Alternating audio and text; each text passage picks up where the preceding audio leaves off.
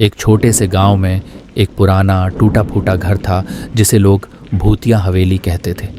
कहते हैं कि इस घर में एक औरत की आत्मा भटकती है जो कई साल पहले यहाँ अपने पति के इंतजार में मरी थी। एक रात गांव के एक युवा लड़के ने सोचा कि वह इस कहानी की सच्चाई पता करेगा। वह साहस जुटाकर रात को उस घर में गया।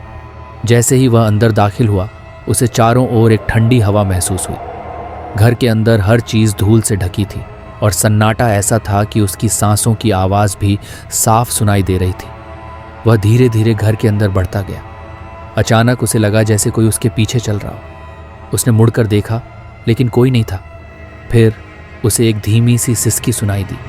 डरते डरते वह उस आवाज़ की दिशा में चला गया। उसने देखा एक पुराने शीशे के सामने एक धुंधली आकृति खड़ी थी।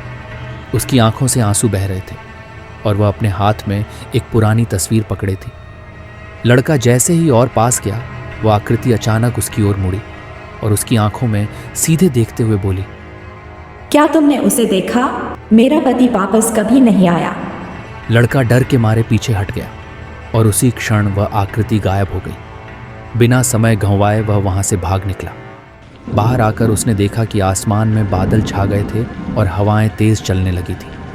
गांव लौटते ही उसने सभी को बताया कि उसने भूतिया हवेली में उस औरत की आत्मा देखी।